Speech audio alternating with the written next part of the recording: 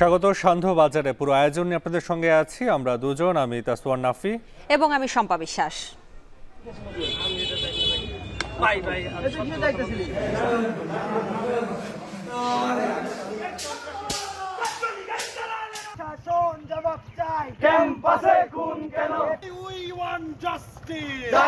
ফেসবুকে প্রচারণা চালিয়ে যা করা হচ্ছে সেটি আমরা নিন্দা জানিয়ে রাখলাম।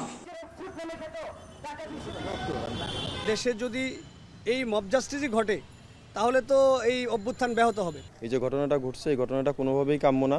আমরা কোনোভাবেই এটাকে সাপোর্ট করি না। একজন অন্যায় করলে তারা আইনের হাতে সোপর্দ করেন, কিন্তু এই আইন তো আপনার হাতে তুলে নেওয়ার কারো কিন্তু অধিকার নেই। আইনের হাতে তাকে সোপর্দ করতে হবে। নাফি, ঢাকা বিশ্ববিদ্যালয়ে যুবককে পিটিয়ে হত্যার যে ঘটনা, এই ঘটনায় ৩ জন আটক হয়েছে এবং ঢাকা বিশ্ববিদ্যালয় সহ জাহাঙ্গীরনগর বিশ্ববিদ্যালয়ে মব জাস্টিসের তীব্র প্রতিবাদ করেছেন যারা সমন্বয়ক আছেন তারা এবং সেই সাথে বিভিন্ন ছাত্র সংগঠন। সম্প্রতি এ নিয়ে ক্ষোভ জানিয়েছে সাধারণ শিক্ষার্থীরা এবং আইন হাতে তুলে নেওয়ার ক্ষমতা বা অধিকার কারও নেই এই বলে হুঁশিয়ারি দিয়েছেন স্বরাষ্ট্র উপদেষ্টা। এ নিয়ে সান্ধ্য বাজারে জানাবো বিস্তারিত। $1 বিলিয়ন বিশ্ব ব্যাংকের কাছে চেয়েছি, আর $1 বিলিয়ন চেয়েছি আমরা এশিয়ান ডেভেলপমেন্ট ব্যাংকের কাছে, যাতে আমরা গ্যাসের বিল দিতে পারি এবং আমরা বিদেশ থেকে যে বিদ্যুৎ কিনি সেটার বিল দিতে পারি।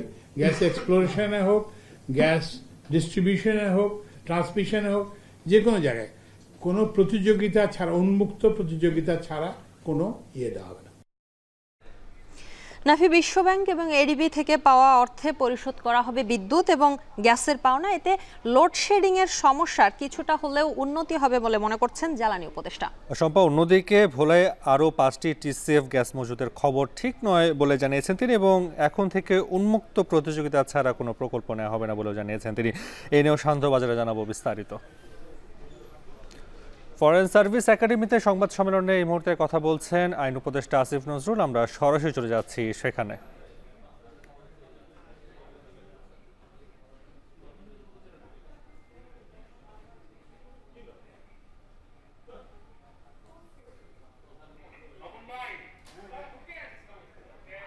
সুষ্ঠু নির্বাচনের বিষয়টি যেমন আছে তেমনইভাবে এই নির্বাচন অনুষ্ঠানের আগে আসলে জনগণের সবার সমর্থন, গণ অভ্যুত্থানের মধ্য দিয়ে গঠিত সরকারের একটি গুরুত্বপূর্ণ দায়িত্ব আছে। সেটা হচ্ছে যে বাংলাদেশের যে প্রতিষ্ঠানগুলো গত 15 বছর ধ্বংস করে দেওয়া হয়েছে এবং গত 53 বছর অভিজ্ঞতায় আমরা দেখেছি যেগুলো আসলে কাজ করতে পারছে না জনগণের স্বার্থে, জনগণের জন্য, সেগুলোকে ঢেলে সাজানো। ফলত প্রাথমিকভাবে এই 6টি সংস্কার কমিশন গঠিত হয়েছে এবং এই 6টি সংস্কার কমিশন আসলে যেই প্রায়োরিটি বেসিসে কাজ করবে, প্রায়োরিটি যেসব আমাদের যে প্রতিষ্ঠানগুলো আছে, দুর্নীতি বলি, জনপ্রশাসন বলি, পুলিশ বলি, বিচার বিভাগ বলি এবং সংবিধান, বিশেষ করে নির্বাচন। ফলত এই জিনিসগুলোকে যদি আমরা বুঝিয়ে আনতে পারি, এর পরবর্তীতে আছে টেবিলে। তো এই সংস্কার কমিশনগুলো আগামী 3 মাসের ভিতরে স্যার যেভাবে বললেন প্রস্তাবনা সংগ্রহ এবং কনসালটেশন ডায়ালগের ভিতর দিয়ে একটা প্রস্তাবনা উপস্থাপন করবেন গভর্নমেন্টের কাছে। সেটার ভিত্তিতে পরবর্তী পদক্ষেপ নেওয়া হবে। এই সময়টা আসলে আমরা জনগণের সাথে সংলাপের ভিত্তিতে, জনগণের বিভিন্ন স্টেক হোল্ডারদের সাথে সংলাপের ভিত্তিতে আসলে আমরা আমাদের এই কমিশনগুলো কাজ করবে এবং কমিশনগুলো এই ক্ষেত্রে যথেষ্ট পরিমাণ স্বাধীন থাকবে। কোনো রকম পলিটিক্যাল প্রেশার যেন তাদের উপর না থাকে, সেই ক্ষেত্রে আমরা ওইখানে আমাদের আলোচনা হয়েছে এবং তাদের কার্য পরিধির বিষয়টিও আলোচিত হয়েছে ওখানে। ফলত আপনারা এটা খুব শীঘ্রই জানতে পারবেন যে কোন কোন ক্ষেত্রগুলোতে ওনারা কাজ করবেন এবং কারা কারা এই কমিটিগুলোর সদস্য হিসেবে আসবেন। ধন্যবাদ। আমরা একটু মজুমদার ভাই থেকে শুনি ওনার অভিজ্ঞতার কথা। অনেক ধন্যবাদ। আমার বোধহয় এখানে থাকার কথা নয়, ওনাদেরই সরকারিভাবে এটাকে ব্রিফ করার কথা এবং আমাকে আমাদের মাননীয় উপদেষ্টা, আমার বন্ধু, উনি আমন্ত্রণ জানিয়েছেন, তাই আমি এখানে হাজির হয়েছি এবং আমার ধারণা ছিল না বাংলাদেশে এতগুলো ক্যামেরা আছে, তাই আমি একটু অবাকে হয়েছি। তো আমাদের যেটা বলা হয়েছে, আমরা একটা কর্তৃত্ববাদী সরকারের অধীন ছিলাম, আমরা বিভিন্নভাবে বঞ্চিত হয়েছি, ভোটাধিকার থেকে শুরু করে বহু ক্ষেত্রে আমাদের বঞ্চনা, এবং অতীতটা যেন আবার পুনরাবৃত্তি না ঘটে। এই জন্যেই কতগুলো পরিবর্তন আনতে হবে, কতগুলো সংস্কার করতে হবে। তার জন্য 6টি সংস্কারের জন্য কমিশন গঠন করা হয়েছে। গঠন এখনও করা হয়নি, 6 জন ব্যক্তির নাম ঘোষণা করা হয়েছে এবং আমি তার মধ্যে একজন। তো আজকে যে আলোচনা হয়েছে মূলত আরও কিছু সুস্পষ্ট ধারণা পাওয়া এই কমিশনগুলোর উদ্দেশ্য এবং এই কমিশনগুলোর কার্যক্রম সম্পর্কে, এবং কাদেরকে নিয়ে করতে হবে, আমাদের কত দিনের মধ্যে রিপোর্ট দিতে হবে, আমাদের রিপোর্টের মধ্যে কি আশা করছেন ওনারা, আমাদের উপদেষ্টা পরিষদ এবং প্রধান উপদেষ্টা যে করছেন, এইসব বিষয় নিয়ে আলোচনা হলো। মূলত এটা ইনফরমেশন, আমরা কিছু তথ্য আরও জানলাম এই তাদের ধারণা সম্পর্কে, উদ্দেশ্য সম্পর্কে, এবং কীভাবে আমরা কার্যক্রম করব, সেগুলো কীভাবে ঢেলে সাজানো হবে, এই বিষয়গুলোই মূলত আলোচনা হয়েছে। ফরেন সার্ভিস একাডেমিতে কথা বলছিলেন প্রধান উপদেষ্টার বিশেষ সহকারী মাহফুজ আলম এবং সুজনের বদিউল আলম মজুমদার। আমরা তখন যুক্ত ছিলাম সেখানে। সম্পা, আমরা শুরুতে যেমনটি বলছিলাম, কয়েক ঘন্টার ব্যবধানে ঢাকা ও জাহাঙ্গীরনগর বিশ্ববিদ্যালয়ের গণপিটুনিতে 2 জনকে হত্যার প্রতিবাদে সাধারণ শিক্ষার্থী, বিভিন্ন ছাত্র সংগঠন এবং বৈষম্য বিরোধী ছাত্র আন্দোলনের যারা আছে তারা বিভিন্ন সময় তার বিক্ষোভ করেছেন এবং গণপিটুনিতে নিহতের ঘটনায় তদন্ত কমিটি করেছে বিশ্ববিদ্যালয় প্রশাসন। নাফি, এ ঘটনায় স্বরাষ্ট্র উপদেষ্টা যিনি আছেন তিনি বলেছেন যে ঘটনাটি অত্যন্ত দুঃখজনক। পাশাপাশি তিনি বলেছেন আইন নিজের হাতে তুলে না নিয়ে সবাইকে বিচারের জন্য অপেক্ষা করতে হবে, এবং এই ঘটনার জন্য ঢাকা বিশ্ববিদ্যালয়ের প্রক্টর জানিয়েছেন যে সিসিটিভির ফুটেজ দেখে 4 জনকে শনাক্ত করা হয়েছে। এই ঘটনায় যারা জড়িত আছেন প্রত্যেকের বিরুদ্ধে ব্যবস্থা নেওয়া হবে। আমাদের হাতে একটি প্রতিবেদন রয়েছে যেটি তৈরি করেছেন সহকর্মী হাসিব বিল্লাহ, আমরা দেখে আসবো সেটি। ঢাকা বিশ্ববিদ্যালয়ের ফজলুল হক মুসলিম হলের এই খেলার মাঠে গত বুধবার অনুষ্ঠিত হয় ফুটবল টুর্নামেন্ট।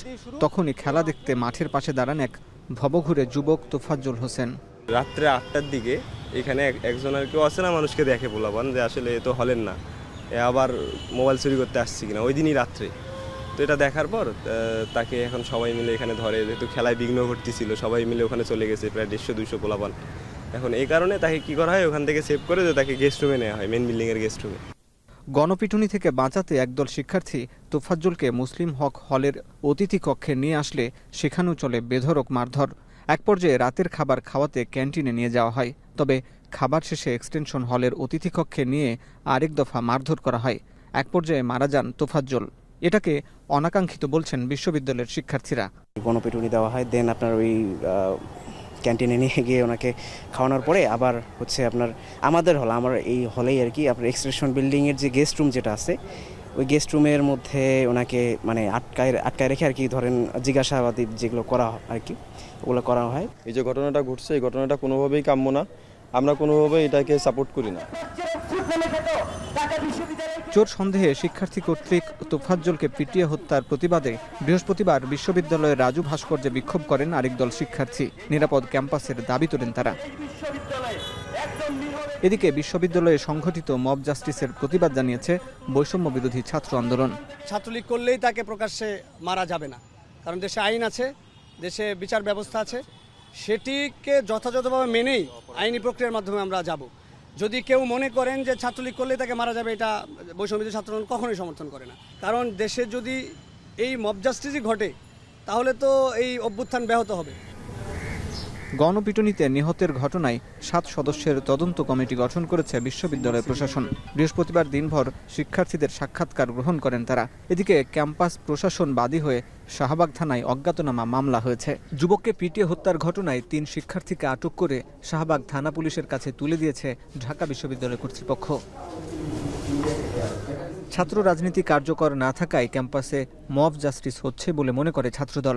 সংবাদ সম্মেলনে ক্যাম্পাসে বিশৃঙ্খল পরিস্থিতির জন্য ছাত্রলীগকে দায়ী করেন ছাত্রদলের সভাপতি রকিবুল ইসলাম রাকিব। শিক্ষার্থীদের আবাসিক হলে কয়েক ঘন্টা ধরে মারধর করে একজনকে হত্যা করার ঘটনাকে আমরা হল প্রশাসনের চরম ব্যর্থতা বলে মনে করছি।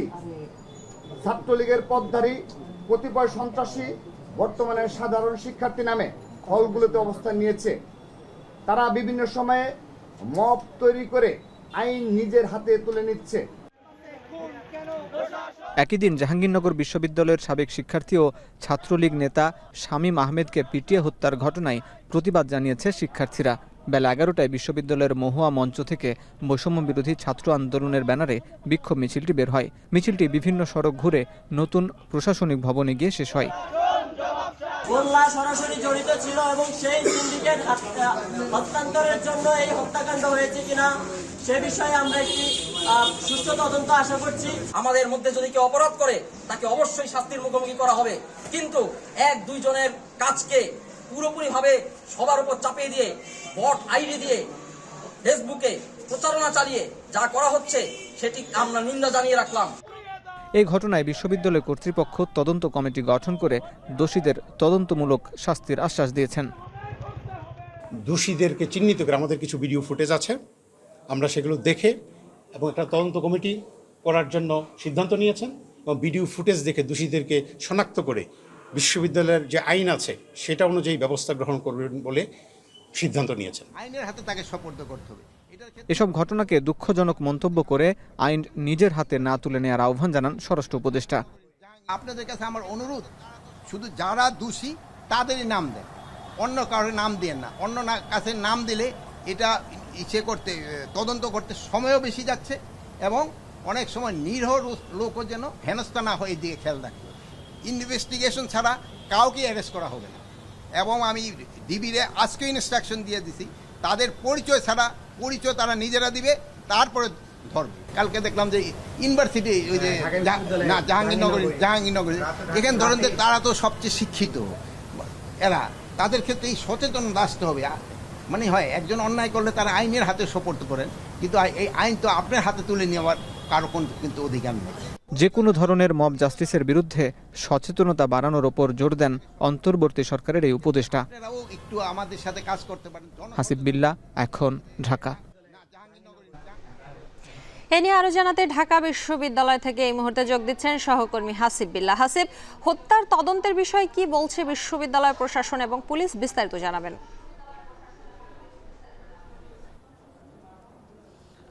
শম্পা, এই ফজলুল হক মুসলিম হলে আজ সকাল থেকেই এই হলের যত শিক্ষার্থী রয়েছেন সবার সঙ্গে এই হলের প্রভোস্ট এবং তার সঙ্গে আরও 6 জন সহ মোট 7 জনের যে একটি তদন্ত কমিটি গঠন করা হয়েছে প্রক্টর অফিস থেকে, সেই তদন্ত কমিটি কাজ করছেন এবং এই যে প্রভোস্টের কক্ষের সামনে যে আমি দাঁড়িয়ে রয়েছি, সকাল থেকে একের পর এক শিক্ষার্থী আসছেন এবং তারা সাক্ষাৎকার গ্রহণ করছেন। সেই কমিটি, সেই শিক্ষক সবাই সাক্ষাৎকার গ্রহণ করছেন এবং তাদের মধ্য থেকে যাদেরকে সন্দেহজনক কথাবার্তা মনে হচ্ছে এবং যারা এর সঙ্গে জড়িত তাদেরকে আটক করা হয়েছে। এখন পর্যন্ত 4 জনকে আটক করা হয়েছে এবং তাদেরকে শাহবাগ থানায় শাহবাগ থানায় আটক করে রাখা হয়েছে। আর কিছুক্ষণ আগেও, ঘণ্টাখানেক আগে শাহবাগ থানা এবং রমনা জোনের পুলিশ এবং গোয়েন্দা সংস্থার সদস্যরা এসেছিলেন এবং তারা বেশ কিছু আলামত সংগ্রহ করে নিয়ে গেছেন এবং বিশ্ববিদ্যালয় প্রশাসন বলছেন যে এই হত্যাকাণ্ডের সঙ্গে যারাই জড়িত তাদেরকে দ্রুত সময়ের মধ্যে গ্রেপ্তার করা হবে। যদিও আজকে সন্ধ্যা 6টা পর্যন্ত সময় দেওয়া ছিল, কিন্তু অধিকতর তদন্তের স্বার্থে আজ সারা রাত ধরে সেই সাক্ষাৎকারগুলো গ্রহণ করা হবে এবং বিশ্ববিদ্যালয় প্রশাসন বলছে একের পর এক তথ্য বেরিয়ে আসছে। যদিও মূলত গতকালকে খেলার সময়, ফুটবল খেলার সময় যে 6টা মোবাইল এবং 4টা মানিব্যাগ হারিয়ে যাওয়ার বা চুরি হওয়ার পরই যারা বিক্ষুব্ধ শিক্ষার্থীরা তারাই মূলত একজনকে সন্দেহজনক যুবককে মারধর করে এবং তাদেরকে যে গেস্ট রুম, সেই গেস্ট রুমে নিয়ে আসা হয় এবং তারপর তাকে কয়েক দফায় প্রায় 3 ঘন্টা যাবৎ বিভিন্নভাবে তার উপর চড়াও হন শিক্ষার্থীরা, বেধড়ক মারধর করেন এবং অন্য শিক্ষার্থীরাও বা অনেকেই আসলে উৎসুক হয়ে দেখতে গিয়েছিলেন। এখন কেউ দেখতে গিয়ে কেউ তাদের ওই যুবক যে তোফাজ্জল হোসেন তার উপর চড়াও হয়েছেন, তাকে মারধর করেছেন, আবার কেউ আগে থেকেই একাধিক বিভিন্নভাবে মারধর করেছেন। আসলে এজন্য তদন্ত করে আসলে জড়িত কারা, এটাই বিশ্ববিদ্যালয় প্রশাসনের জন্য একটু কঠিনও বটে, কারণ সেই গেস্ট রুম যে কালচারটি ছিল গত 16 বছর ধরে আওয়ামী লীগের যে সহযোগী সংগঠন ছাত্রলীগের নেতারা সেটিকে ব্যবহার করতেন এবং সেখানে সেখানে অনেক সাধারণ ছাত্রদেরকে নির্যাতনের শিকার হতেন সেই গেস্ট রুম কালচার, বা সেটি কিন্তু এই শিক্ষার্থীরা বারবার বলে আসছেন সেই গেস্ট রুম কালচারটাকে বন্ধ করার দাবি জানিয়েছেন, কারণ সেই গেস্ট রুমের ভিতরে সিসিটিভি ক্যামেরা নাই। সেটি এর আগে বিশ্ববিদ্যালয় প্রশাসন চাইলেও সেখানে সিসিটিভি ক্যামেরা রাখা হয়নি, যেহেতু সেখানে অনেকে নির্যাতন করা হতো, সেই জন্য আসলে শনাক্ত করা কঠিন হচ্ছে। যদিও বিশ্ববিদ্যালয়ের আজকে সারাদিনই বিভিন্ন ব্যানারে শিক্ষার্থীরা এটার প্রতিবাদ জানিয়েছেন এবং বলছেন যে যেই হোক না কেন তাকে আইনের আওতায় নিয়ে আসতে হবে এবং কোনোভাবেই তাকে হত্যার মতো বা পিটিয়ে ফেলার মতন শিক্ষার্থীরা এরকম কর্মকাণ্ডে জড়িত হতে পারে না। এই ছিল এই ঢাকা বিশ্ববিদ্যালয় ক্যাম্পাস থেকে সবশেষ পরিস্থিতি। শম্পা। ঢাকা বিশ্ববিদ্যালয়ে যুবককে পিটিয়ে হত্যার ঘটনায় তদন্ত কমিটি গঠিত হয়েছে এবং এই ঘটনায় সিসিটিভির ফুটেজ দেখে 4 জনকে শনাক্ত করা হয়েছে। সেই খবর জানাচ্ছিলেন সহকর্মী হাসিব বিল্লাহ। দেখছেন শান্তবাজার। শম্পা, বিদ্যুৎ ও জ্বালানি খাতের সংস্কারের জন্য বিশ্বব্যাংকের ও এডিপির কাছে $2 বিলিয়ন সহায়তা চেয়েছে বিদ্যুৎ বিভাগ এবং এই দাতা সংস্থা সম্মতি দিয়েছে বলে জানিয়েছেন বিদ্যুৎ জ্বালানি ও খনিজ সম্পদ উপদেষ্টা মোহাম্মদ ফাউজুল কবির খান। নাফি, এরপর থেকে এই খাতে সংস্কারের জন্য এখন থেকে উন্মুক্ত প্রতিযোগিতা ছাড়া কোনো ধরনের টেন্ডার বা প্রকল্প গ্রহণ করা হবে না বলেও জানান তিনি। সেই সাথে দেশে গ্যাস উত্তোলনে 100টি কূপ খনন করার উদ্যোগ নেওয়া হয়েছে বলেও জানিয়েছেন উপদেষ্টা। এ নিয়ে আমাদের হাতে একটি প্রতিবেদন রয়েছে, দেখে আসবো সেটি। 1995 সালে ভোলার বোরহানউদ্দিন উপজেলায় শাহবাজপুর গ্যাস ক্ষেত্র আবিষ্কার করে বাপেক্স। এরপর একে একে 3টি গ্যাস ক্ষেত্রে 9টি কূপ খনন করা হয়। শাহবাজপুর থেকে গ্যাস উৎপাদন শুরু হয় 2009 সালে, আর ভোলা নর্থ থেকে উৎপাদন শুরু হয়নি এখনো। সম্প্রতি গণমাধ্যমে ভোলায় আরও 5 TCF গ্যাস সন্ধান পাওয়ার কথা জানানো হয়। বলা হয় ওই গ্যাসে বাংলাদেশ চলতে পারে 5 বছর। এই গ্যাস ক্ষেত্রের বিষয়ে জানাতে বৃহস্পতিবার বিশেষজ্ঞদের নিয়ে মিডিয়ার সামনে হাজির হন জ্বালানি উপদেষ্টা। পত্রিকায় প্রকাশিত খবরটিতে তথ্যের ভুল রয়েছে বলে জানানো হয়। বলেন, ভোলা নর্থ গ্যাস ক্ষেত্রে 5 TCF নয় 2.6 TCF গ্যাস মজুদ আছে। এই তথ্যটা যদি সঠিক হতো তাহলে কিন্তু আজকে আমরা উৎসব করতাম, কারণ এই যে 5.1 TCF গ্যাস মানে আমাদের তাহলে যে গ্যাসের যে সংকট যেটা আমরা এখন বলি সেটা কোনো অবস্থায় থাকতো না, কোনো গ্যাস আমদানি প্রয়োজন হতো না, কোনো কিছু প্রয়োজন হতো না। এত পরিমাণ গ্যাস মজুদ সম্পর্কে বিভ্রান্তি ছড়ানো হয়েছে বলে উল্লেখ করেন বিশেষজ্ঞরা। রিজার্ভ এবং রিসোর্সের মধ্যে একটা বড় তফাৎ আছে। রিসোর্সটা আসলে কোনোভাবেই ঘোষণা করার মতো কোনো কিছু না, কিন্তু সেখানে 2.6 TCF রিজার্ভ আছে বা পসিবল রিজার্ভের কথা বলা হয়েছে। ইভেন পসিবল রিজার্ভও বলা যাবে না, এটা রিসোর্স হিসাবে বলা যেতে পারে, রিজার্ভ হিসেবে বলা যাবে না। অর্থাৎ যেই ঘোষণাটা দেওয়া হয়েছে সেটা সত্যি খুব আই উইল সে মিসলিডিং। কেউ যদি বলে ভোলাতে 5 TCF গ্যাস আছে তাহলে এটা টোটালি ভুল। 5 TCF এর এটা কিভাবে এই সংখ্যাটা আসলো সেটা দেখতে হবে। এটা হচ্ছে রিসোর্স, যেটা আপনি পেয়েছেন হয়তো 2 TCF, কিন্তু আপনি এটা সম্ভাব্যতা বিচার করে আপনি একটা সংখ্যা অনুমান ভিত্তিক দিচ্ছেন, এটাকে 5 পর্যন্ত দেওয়া থাকতে পারে। বাংলাদেশ এখন বিদেশ থেকে এলএনজি আমদানি করে গ্যাসের চাহিদা পূরণ করছে। স্পট মার্কেটে প্রতি MMBTU এলএনজির দর $10.46। দেশের জ্বালানি চাহিদা মেটাতে পেট্রোবাংলা ও বিপিসি বিপুল অর্থের দেনা হয়েছে, যা প্রায় 60,000 কোটি টাকা। পাওনাদারদের টাকা নিয়মিত পরিশোধ করতে না পারায় বিদ্যুৎ বিভাগের এই ঋণ আরও বাড়ছে। এ অবস্থায় দেশের অর্থনীতির চাকা সচল রাখতে ও নিরবচ্ছিন্ন জ্বালানি সরবরাহ করতে বিদেশ নির্ভরতা বাড়াচ্ছে সরকার। সম্প্রতি বিশ্বব্যাংকের কাছে $1 বিলিয়ন ও এডিবির কাছে $1 বিলিয়ন চেয়েছে বিদ্যুৎ বিভাগ। জ্বালানি উপদেষ্টা বললেন, এ অর্থের সিংহভাগই চলে যাবে আওয়ামী লীগ সরকারের রেখে যাওয়া ঋণ পরিশোধে। বাজেটারি সাপোর্ট চাইছি যাতে আমরা গ্যাসের বিল দিতে পারি এবং আমরা বিদেশ থেকে যে বিদ্যুৎ কিনি সেটার বিল দিতে পারি। এটা আমরা $1 বিলিয়ন বিশ্বব্যাংকের কাছে চেয়েছি, আর $1 বিলিয়ন চেয়েছি আমরা ইয়ের কাছে, কে বলে এশিয়ান ডেভেলপমেন্ট ব্যাংকের কাছে, এবং তারা খুব সিরিয়াসলি এটা করতেছে। ডলার সংকটের কারণে যে জ্বালানি আমদানি যে ব্যাহত হয়েছে কিংবা বিদ্যুতের আমদানি কিংবা বিদ্যুতের পেমেন্ট ব্যাহত হয়েছে, এটা আমরা আশা করি যে এই শীতের মধ্যে আমরা করতে পারবো। দেশের জ্বালানি চাহিদা মেটাতে আরও 100টি কূপ খনন করার উদ্যোগ নেওয়া হয়েছে। উন্মুক্ত প্রতিযোগিতা ছাড়া কোনো প্রকল্প গ্রহণ করা হবে না বলে জানান জ্বালানি উপদেষ্টা। আমরা অলরেডি 4টা গতকাল একটাকে অনুমোদন দেওয়া হয়েছে। আমরা এরকম 100টা আরো কূপ খনন করার উদ্যোগ নিয়েছি। এটা বিদ্যুতে হোক কিংবা গ্যাসে হোক, গ্যাস এক্সপ্লোরেশনে হোক, গ্যাস ডিস্ট্রিবিউশনে হোক, মানে বিদ্যুৎ কিংবা ট্রান্সমিশনে হোক, যে কোনো জায়গায় উন্মুক্ত প্রতিযোগিতা ছাড়া কোনো প্রকল্প গ্রহণ করা হবে না, কোনো টেন্ডার গ্রহণ করা হবে না। চাইলে চুক্তি বাতিল করা যায় না উল্লেখ করে উপদেষ্টা জানান, রেন্টার পাওয়ার প্ল্যান্ট নিয়ে আপাতত কোনো সিদ্ধান্ত নয়। মুন্নাফ রশিদ, এখন, ঢাকা। চম্পা, ব্যাংক খাত শক্তিশালী করা এবং গ্রাহকের আস্থা ফেরাতে কারিগরি সহায়তা দেবে বিশ্ব ব্যাংক। আজ বিশ্ব ব্যাংকের প্রতিনিধি দলের সাথে বাংলাদেশ ব্যাংকের গভর্নরের বৈঠক শেষে কথা জানান মার্টিন রাইজার। নাফি, বাংলাদেশ ব্যাংকের মুখপাত্র জানিয়েছেন ব্যাংক খাতের বেহাত হওয়া সম্পত্তি উদ্ধার এবং বাংলাদেশ ব্যাংকের শক্তিশালী করতে সহায়তা দিতে ইচ্ছুক বিশ্ব ব্যাংক। এ নিয়েও আমাদের হাতে একটি প্রতিবেদন রয়েছে, যেটি তৈরি করেছেন সহকর্মী সেলিয়া সুলতানা। আমরা দেখে আসবো সেটি। আর্থিক খাতে স্থিতিশীলতা ও ব্যাংক লোপাট ঠেকাতে গত 1.5 মাসে 11টি ব্যাংক ও আর্থিক প্রতিষ্ঠানের পর্ষদ ভেঙে দিয়েছে কেন্দ্রীয় ব্যাংক। দেয়া হয়েছে নতুন পর্ষদ, কিন্তু গত 1.5 বছরে ব্যাংক খাত শূন্য করে গেছে সাবেক আর্থিক কর্তৃপক্ষ। তাতে বাড়ে ঋণ খেলাপি, সংকটে পড়ে ব্যাংকের তারল্য। এছাড়া বিদেশি সম্পদ গড়তে অর্থ পাচারে ভঙ্গুর হয়ে পড়ে পুরো আর্থিক খাত। এমন পরিস্থিতি থেকে উত্তরণে গঠন করা হয়েছে টাস্কফোর্স।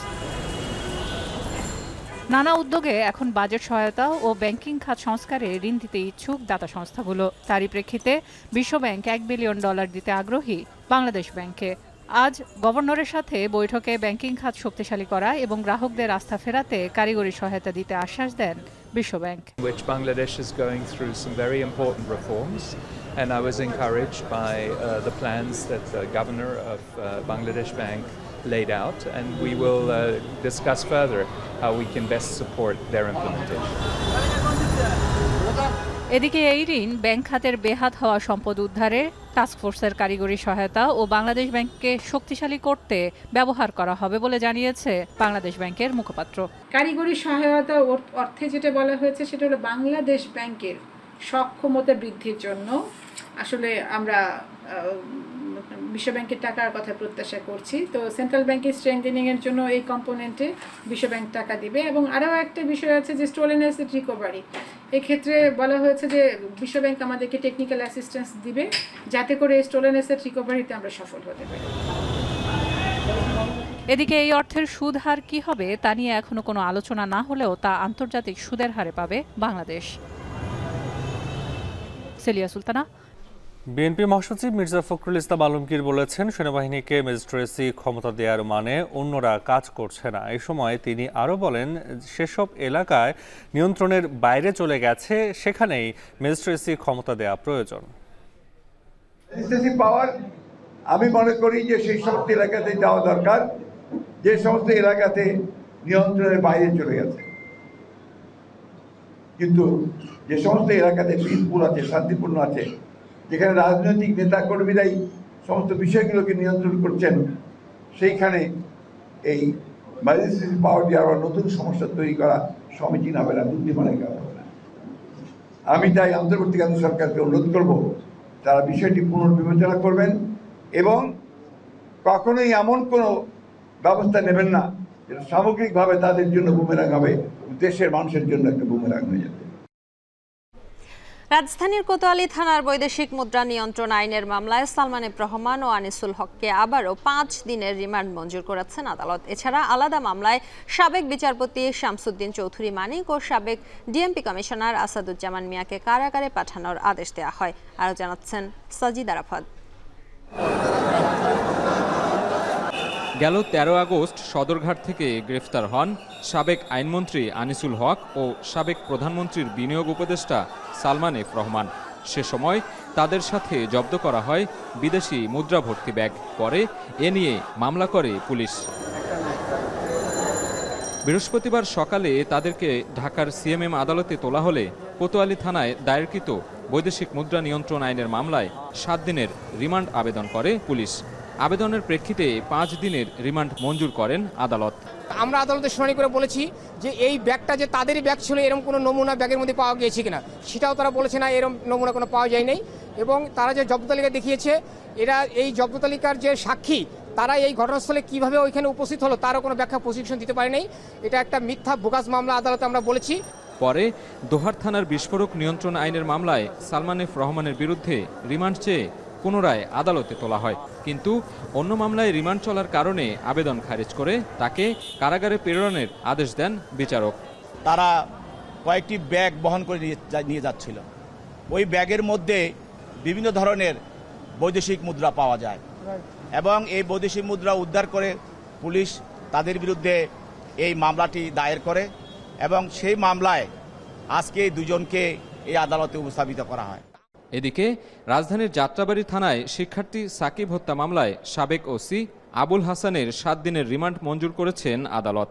এছাড়া সাবেক বিচারপতি শামসুদ্দিন চৌধুরী মানিককে ধানমন্ডি থানার একটি হত্যা মামলায় এবং সাবেক ডিএমপি কমিশনার আসাদুজ্জামান মিয়াকে উত্তরা পূর্ব থানার একটি হত্যা মামলার আসামি হিসেবে নতুন করে গ্রেফতার দেখিয়ে কারাগারে পাঠানো হয়। অন্যদিকে শাহজাহানপুর থানায় দায়েরকৃত রাষ্ট্রের বিরুদ্ধে উস্কানি দেওয়ার মামলায় 2 পুলিশ সদস্যকে 2 দিনের রিমান্ড আদেশ দেন আদালত। সাজিদ আরাফাত, এখন, ঢাকা। সান্ধ্যবাজার এ পর্যায়ে নিচ্ছি আরেকটি বিরতি, ফিরছে কিছুক্ষণের মধ্যেই।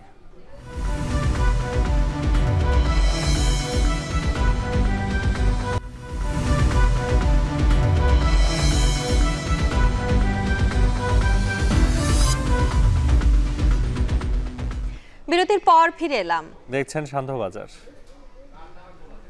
এখন থেকে শুক্রবারও চলবে মেট্রো রেল। কাল থেকে এই সিদ্ধান্ত কার্যকর। বিকেলে ঢাকা ম্যাস ট্রানজিট কোম্পানি লিমিটেডের প্রধান কার্যালয়ে সংবাদ সম্মেলনে কোম্পানির ব্যবস্থাপনা পরিচালক মোহাম্মদ আব্দুর রৌফ বিষয়টি নিশ্চিত করেছেন। নর্মাল যে আমাদের ফ্লো, সেখানে আমাদের শুক্রবারটা বন্ধ ছিল। শুক্রবারে আমরা সেকেন্ড হাফটা চালু করেছি, এটা চলবে এক্সেপ্ট গভর্নমেন্টের যদি অন্য কোনো আদেশ না থাকে, যেমন বন্ধ যে ন্যাশনাল হলিডেতে কিন্তু আমরা চালাই। যেগুলো আমাদের শিডিউল বন্ধ, এর বাইরে বন্ধ সেগুলি থাকবে, বাট বাকি দিন সবসময় চলবে।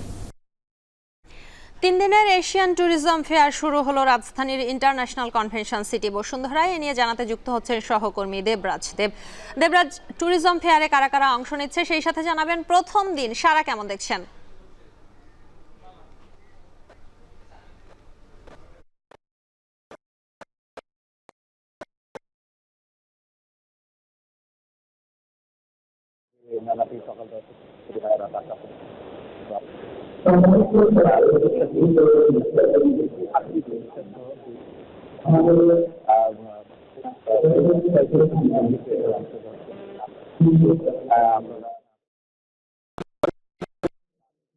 যে যারা পর্যটক রয়েছে তাদের জন্য কিন্তু একটা সুবর্ণ সুযোগ। তারা দেশের বাইরে নানা জায়গায় আসলে ঘুরতে পারবেন এবং সেই তথ্যগুলোই কিন্তু এই স্টলগুলো থেকে দেওয়া হচ্ছে এবং সেখানে পর্যটকদের জন্য বেশ কিছু ছাড়ের ব্যবস্থাও রয়েছে আমরা দেখতে পেয়েছি এবং ছাড়ের বিনিময়ে বুকিংয়ে, হোটেল বুকিংয়ে ছাড় রয়েছে এবং বিমানে কিন্তু যে বিমানের টিকিট, সেই টিকিটেও কিন্তু ছাড় রয়েছে। এছাড়া আমরা এখানে দেখতে পাচ্ছি যে যারা পর্যটক রয়েছেন তারা কিন্তু এখানে বিনিয়োগ করার সুযোগ পাচ্ছেন। বিভিন্ন প্রতিষ্ঠান মূলত তাদের যে রিসোর্টগুলো রয়েছে বা হোটেলগুলো রয়েছে সেখানে শেয়ার বিক্রি করছেন তারা এবং সেখানে কিন্তু পর্যটকদের এক ধরনের মালিক হওয়ার সুযোগ এই মেলায় আসলে আমরা দেখতে পাচ্ছি। এছাড়া বিদেশি যে প্রতিষ্ঠানগুলো আছে তারাও কিন্তু তাদের দেশের যে পর্যটন গন্তব্য সেখানে কি ধরনের সুযোগ সুবিধা পেতে পারেন বা সকল প্যাকেজ নিয়েই কিন্তু এই প্রতিষ্ঠান অংশগ্রহণ করেছে। এখানে বড় বড়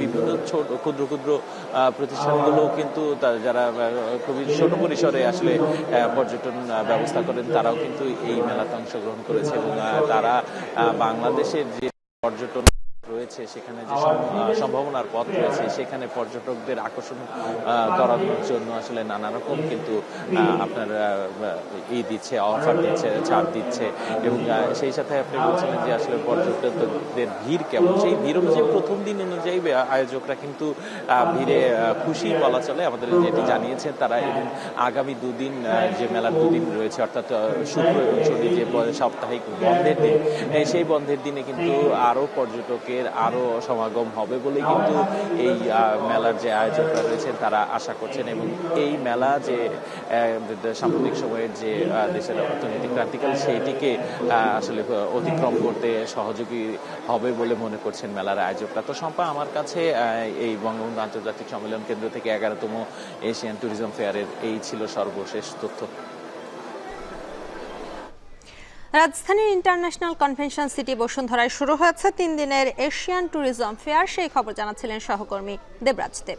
সন্ধ্যাবাজারে পরিচয় নিচ্ছি আরেকটা বিরতি, ফিরছি একটু পর।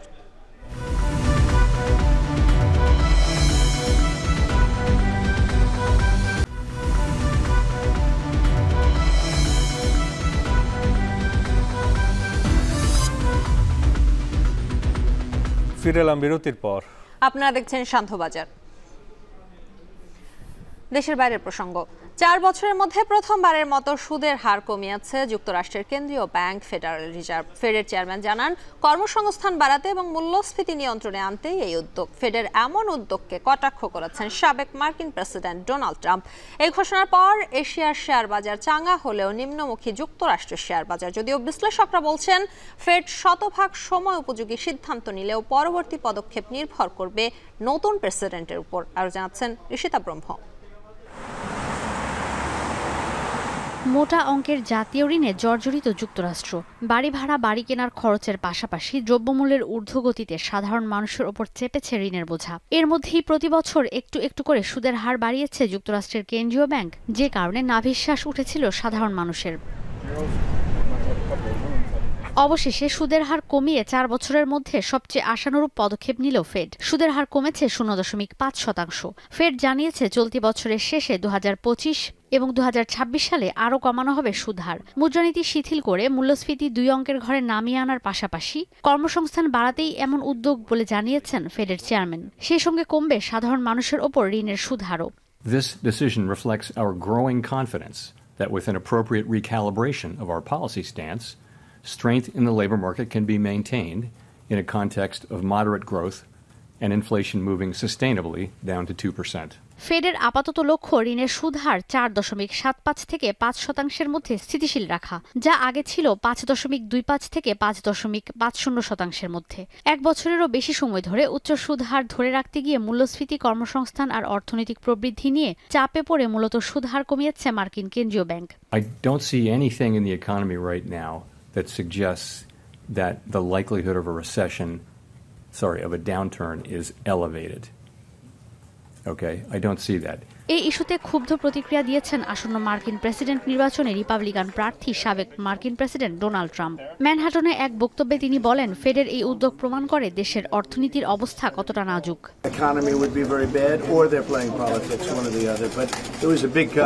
যদিও ফেডের এই উদ্যোগকে শতভাগ সমর্থন করছেন বিশ্লেষকরা। তারা বলছেন, দেশের অর্থনীতিতে আস্থা ফিরেছে। এই উদ্যোগের সুফল পাবে দেশের চাকরির বাজার, মূল্যস্ফীতিও আসবে নিয়ন্ত্রণে। Bravo, Jay Powell. Bravo. I am very happy.